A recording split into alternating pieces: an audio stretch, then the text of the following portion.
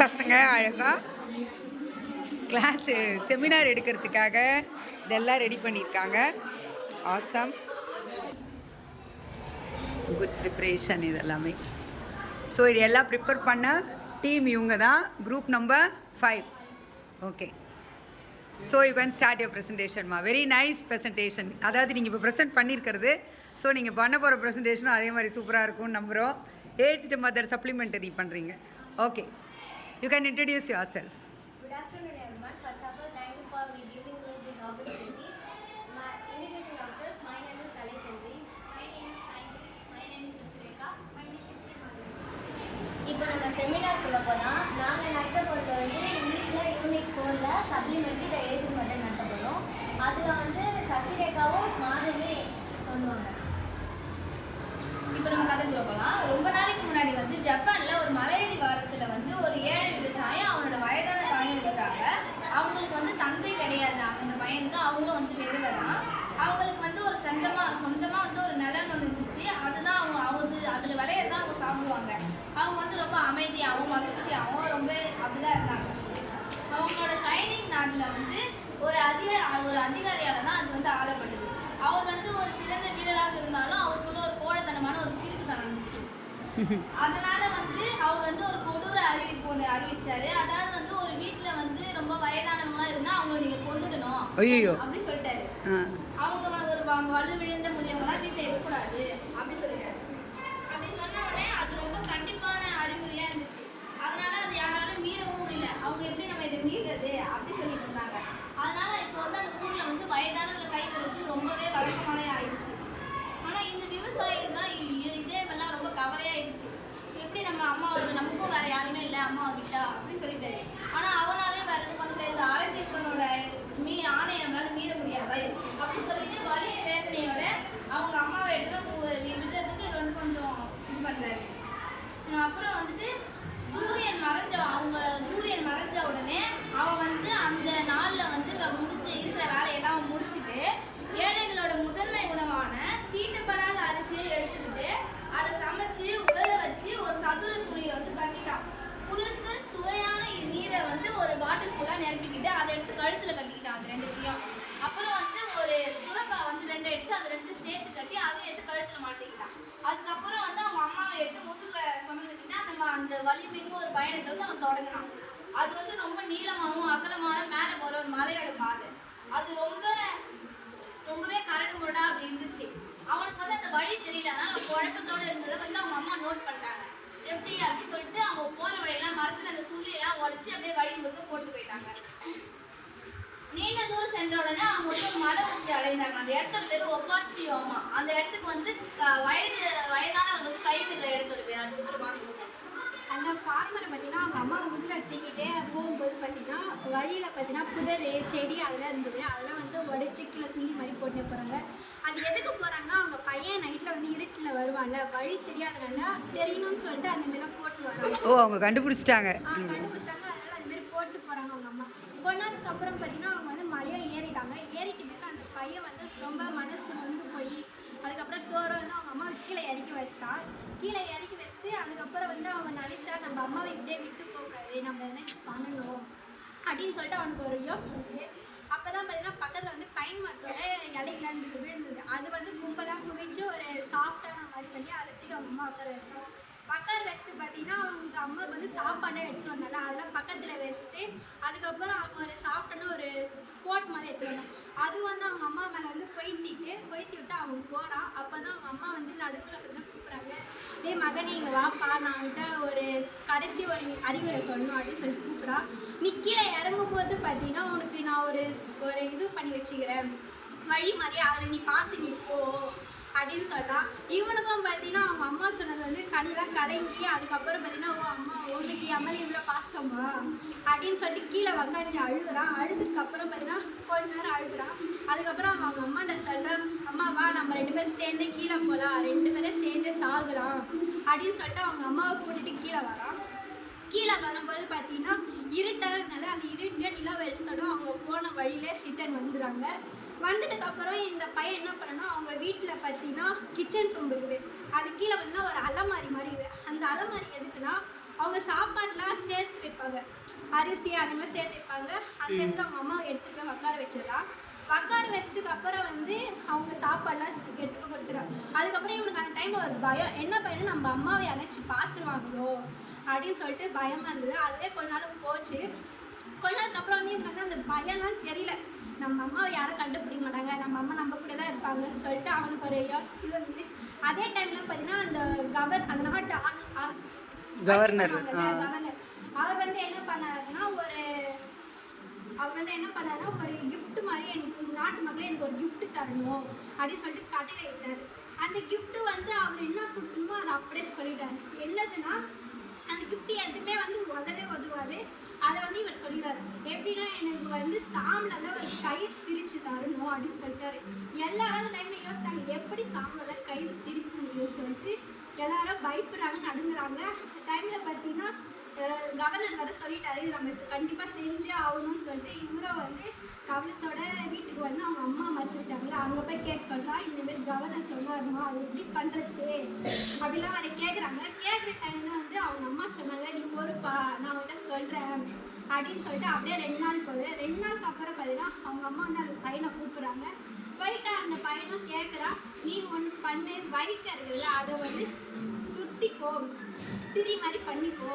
அதுக்கப்புறம் கல் மேலே பார்த்தீங்கன்னா அந்த வைக்க வச்சுட்டு நெருப்பை வச்சு பற்ற வச்சிடு, இருட்டில் வந்து காற்று இல்லாத இடத்துல அது பற்ற வச்சிடு அப்படின்னு சொல்கிறாங்க. இவனும் அது கேட்டுக்கு போய் அவங்க ஊர் மக்களாக இருக்காங்க வாங்கிட்டா சொல்கிறாங்க. அந்த டைமில் பார்த்தீங்கன்னா ஊர் மக்களும் அவனும் சேர்ந்து அவன் ஊர் மக்களாக சரி இவன் செஞ்சாங்க அவங்க அம்மா சொன்ன மாதிரி.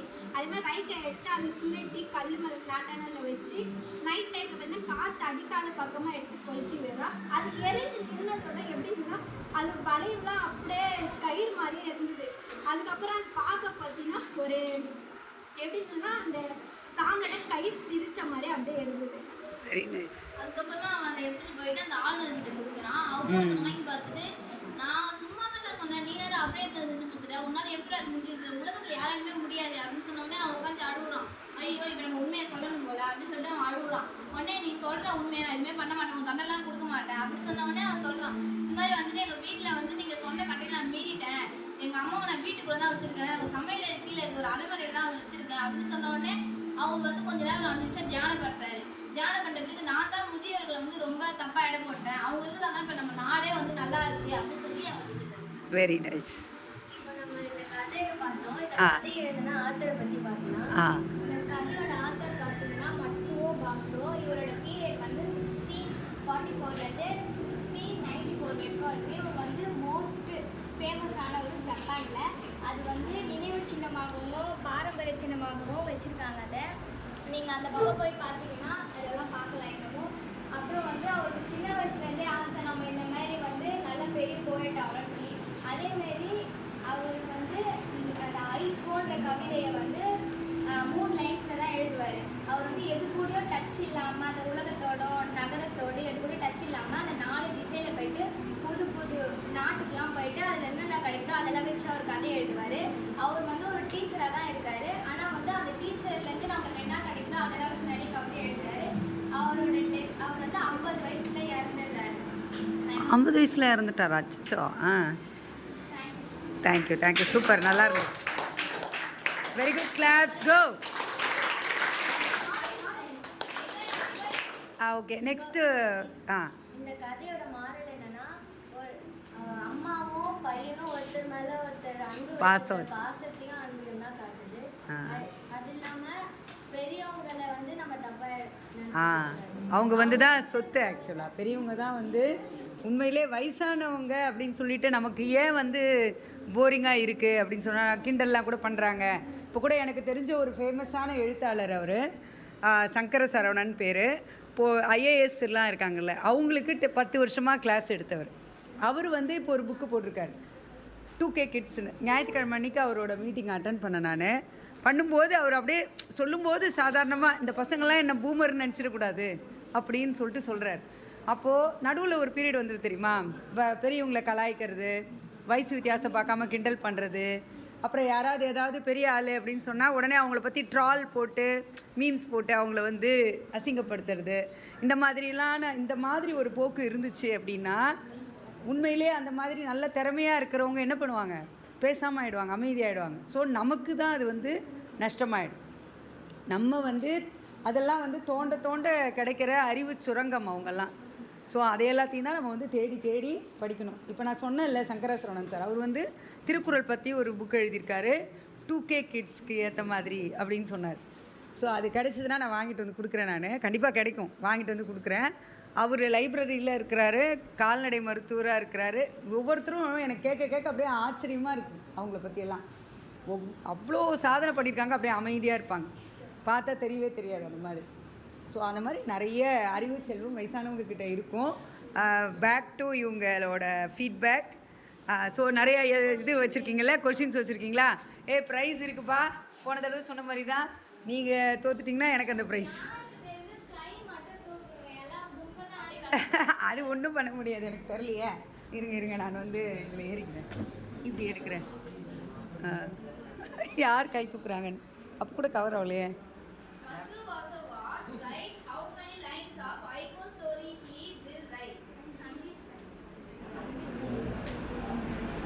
என்ன சொன்னேன்? 3? ஓ ரைட் கரெக்டா? Okay, clap hands. கொடுமா.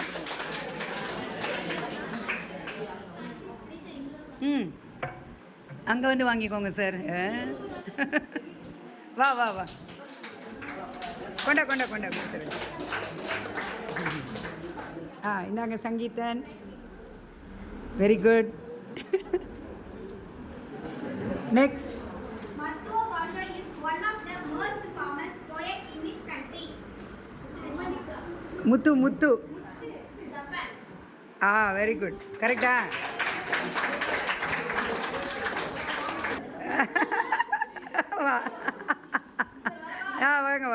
வாங்க முத்துலக்ஷ்மி. ஐயோ சார், இது ஒரே நிமிஷம் சார். Welcome sir.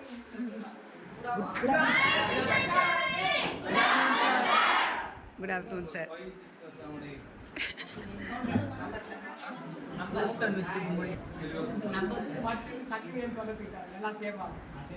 அலர்ட் பண்ணுறேன் எல்லாரையும். டக்குன்னு இல்லை, இந்த 5, 6, 7, 8ன்னொன்னே டக்குன்னு எல்லாம் கரெக்டாக அலர்ட்டாக இருந்து கரெக்டாக குட் ஆஃப்டர்நூன் ஒரே மாதிரிங்க சார், அந்த ராகமாக சொல்லாமல். உட்கார். தமிழ்லாம் படிக்கிறீங்களா இல்லையா?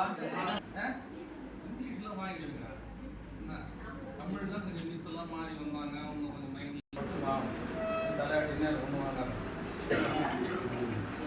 சொல்லுமா, நெக்ஸ்ட் கொஸ்டின் கேளுப்பா. Matsuo Basho is born ஒரே நிமிஷமா சார். ஒரு நிமிஷம் சொன்னா என்ன கவனிறா.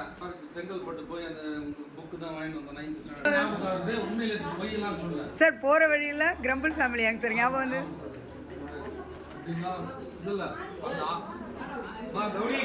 கவனிக்க அந்த ஆர்த்தர் எப்படிலாம் கஷ்டப்பட்டிருப்பாரு, அதாலும் நினைச்சு பார்க்க ஒரு நிமிஷம்.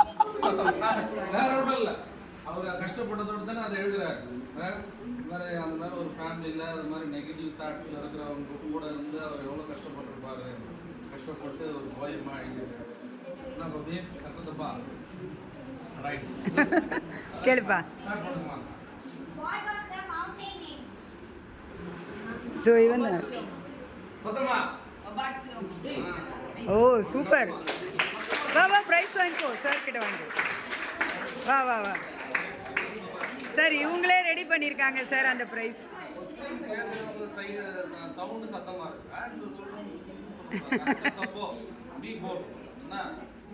Okay, very nice. Thank you sir. நெக்ஸ்ட்டுமா. What did his mother told his son idea? இல்லை, நிதிஷ் தான் ஃபஸ்ட்டு.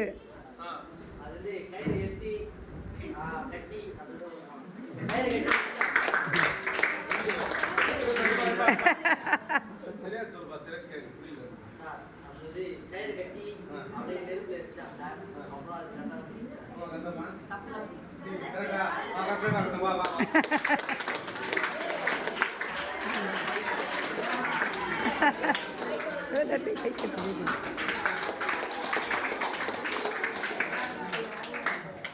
வாழ்க்கையில் நிறைய விதங்கள் இருக்கு. நான்லாம் வந்து என் மதர்லாம் படிக்கிறோம். இப்போ நான் ஃபர்ஸ்ட் ஜெனரேஷன் படிக்கிறேன், புரியுதா இல்லையா? ஸோ நான் வந்து ப்ரில்லியன்ட்லாம் கிடையாது. ரொம்ப கஷ்டப்பட்டு ஒரு தடவை 4 தடவை படித்து அப்படியே வந்து கஷ்டப்பட்டு வந்தவன் தான் பண்ணலாம். ஆனால் சில பேருக்கு நல்ல அறிவு வந்து இயற்கையிலேயே அறிவு இருக்கு, ஆனால் பயன்படுத்துறது இல்லை. புரியுதா? நானா வந்து டல் ஸ்டூடெண்ட்டாக இருந்தாலும் அட்மோஸ்ட் என்னால் மேக்ஸிமம் என்ன முடியுமோ நான் படிச்சிட்டேன். அண்ணன் வந்து நிறைய அறிவு இருக்கு, அவர் நினச்சாருன்னா நம்ம செங்கல்பட்டு டிஸ்ட்ரிக்ட்லேயே ஃபர்ஸ்ட் வரலாம். ஓ நல்லா கேஷுவலாக படித்தாலே 100 வாங்குறாரு. நல்லா நல்லா இருக்கிற ஒரு 3 மந்த்ஸை வந்து ஒரு வெறித்தனமாக சிந்தனை எதிரையும் செலுத்தாத படிக்கணும். அதுக்கப்புறம் ஃப்ரீயாக இருக்கும். யாரை நம்ம ஆப்டர் ஏற்படுறதுக்கு மேலே நீ அப்படி போகாத, இப்படி இருக்காத, முடி அப்படி நாங்கள் கேட்க மாட்டோம்டா. ஆமாம், யாரும் கேட்க பார்த்து சந்தோஷமா இரு. அது ஒரு நல்லா யூஸ் பண்ணி செங்கல்பட்டு டிஸ்ட்ரிக்டில் ஃபர்ஸ்ட் வரணும். புரியுதா? Super super.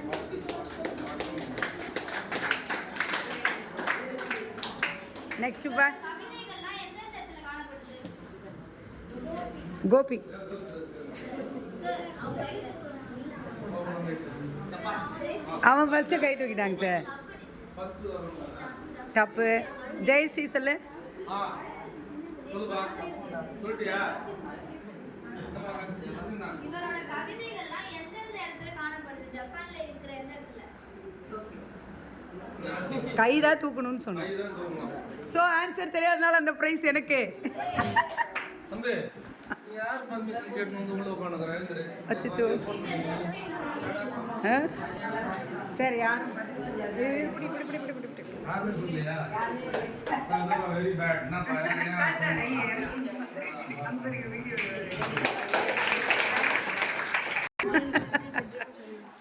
சொல்லிடலாங்க sir. Thank you so much sir. Thank you sir.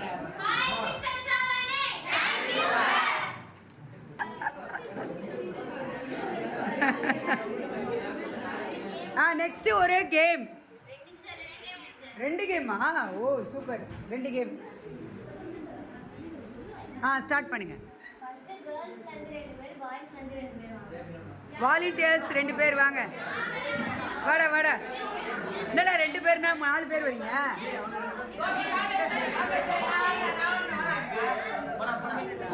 வா வா வா வா வா. நான் இங்கே நின்றுட்டு எடுத்தா சரியா இருக்குமா? Ready ready. சீக்கிரட்டா கண்ணே, பெல் அடிச்சிட்டு போகுது.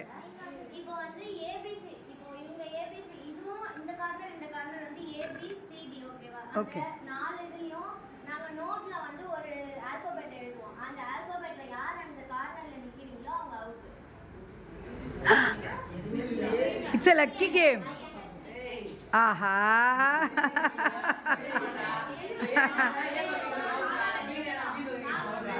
அவங்களே அந்த கார்னர் அவங்களே சூஸ் பண்ணிக்கலாமா? இந்த 4 கார்னரில் ஏதாவது ஒரு கார்னரில் நில்லுமா. போய் நில்லுங்க. நீங்கள் ஆளை பார்த்துட்டு பண்ணிட்டீங்கன்னா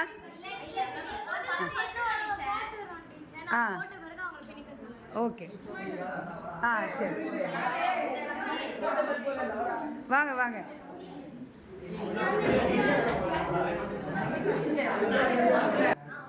ஓகே.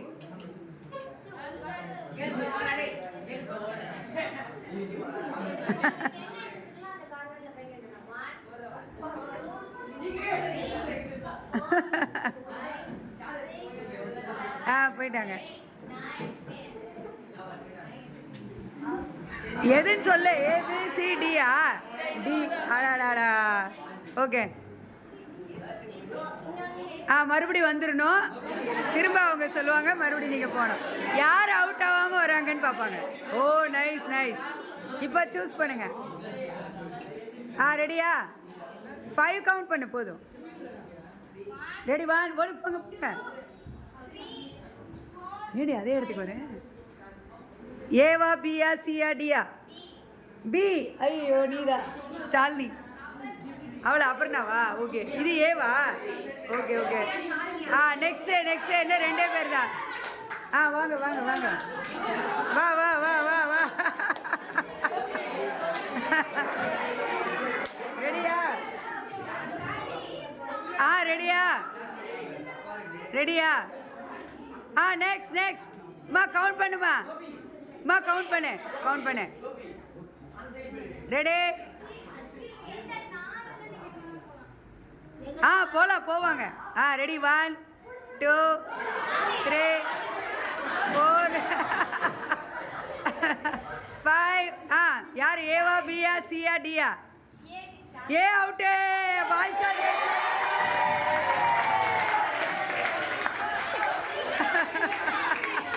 யோ யோ அடுத்தது என்ன பாரு. சரி.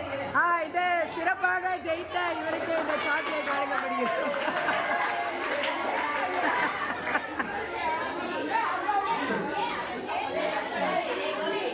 அவ்வளோதான். இந்த தம்ஸ் அப் கேமா? ஆ 3 பேர்.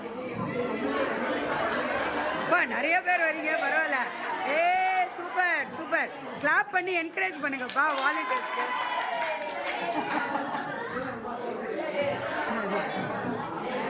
ரெடியா? ஓகே. ஒன் செகண்ட் அம்மா சொல்லுப்பா. ஓ உள்ள குடிச்சிக்கணுமா? யாரும் பார்க்க கூடாதா? அப்பதான் பார்க்கணுன்னே தோணுது. கவுரு உள்ள தம்ஸ் அப் மட்டும் வைங்க. இப்போ என்ன பண்ணணும்? எல்லாரும் கொண்டுட்டாங்கன்னா இவங்க 3 பேர்ல யார் கை வேணாலும் தொடுவாங்க. இப்போ யார் அவங்க கிட்ட கேட்கும்போது யார் தொட்டான்னு கேட்கும்போது இவன் தொட்டான் கரெக்டா ஆன்சர் சொல்லிட்டாங்கன்னா இவன் அவுட். பார்த்துருவானே. ஓகே ஸ்டார்ட் பண்ணுங்க. ஓகே.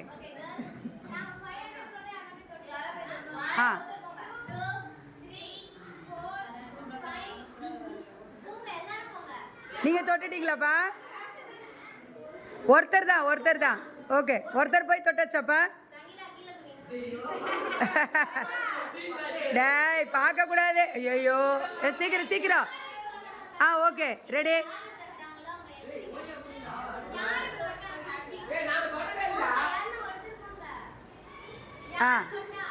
யாரை தொட்டாங்களோ அவங்க எழுந்துறீங்க. கண்டுபிடிங்க யாருன்னு.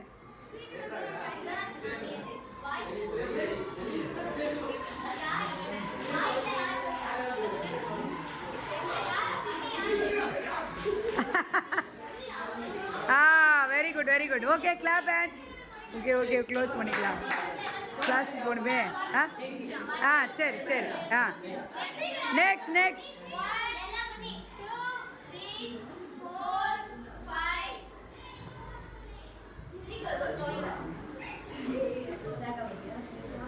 நெக்ஸ்ட் 1 2 3 4 5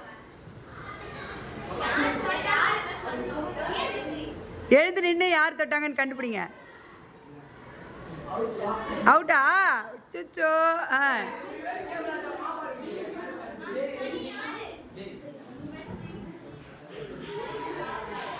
அவதான் சொல்லிட்டாளே சுபஸ்ரீ, ஆனால் அவுட் இல்லை.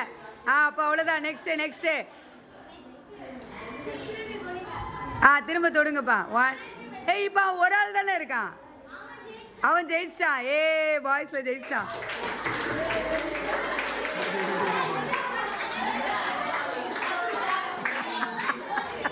சரி ஓகே, இட்ஸ் ஓகே முடிச்சுக்கலாம். டைம் ஆகிடும். அவன்கிட்ட கொடுத்துருவா. அவங்க 2 பேருக்கு கொடுத்துருவேன். இந்தடா கண்ணு. Very good super. அவங்க 2 பேருக்கு கொடுத்துருவா. இந்தடா செல்லாம். Jayashree very good. Winner Subashree. எல்லாம் ஸ்ரீலாம் ஜெயிச்சிட்டீங்க. ஓகே சூப்பர் மா. It was very nice. Super awesome. அதுவும் இந்த ஆக்டிவிட்டீஸ்லாம் நல்லா இருந்தது. ஃபீட்பேக் அதே மாதிரி கண்டிப்பாக எனக்கு தேவை. இங்கே எழுதிருங்க. பழைய ஃபீட்பேக் எங்கம்மா? எங்கே? ஐயோ அது எடுத்து கண்டிப்பாக ஒட்டிடுங்க. அங்கே கீழே ஒட்டிடுங்க இல்லைண்ணா. ஓகேவா? இதே மாதிரி ரொம்ப ஹாப்பியாக இருந்துச்சு எனக்கு. இன்னும் லக்கிலி தருவாண்டா. பார்த்தீங்கன்னா சார் 2 தடவையும் கலந்துட்டார். இதுதான் வாய்ப்பை தவற விடலை. அதையும் அழகாக யூஸ் பண்ணிங்க. So group number 5 girls done awesome very well. Morning பண்ணவங்களும் நல்லா இருந்துச்சு. உங்களோடது ரொம்ப நல்லா இருந்துச்சு. இந்த எஃபர்ட் ரொம்ப சூப்பராக இருந்துச்சு. Thank you so much. Okay east மதர்லேருந்து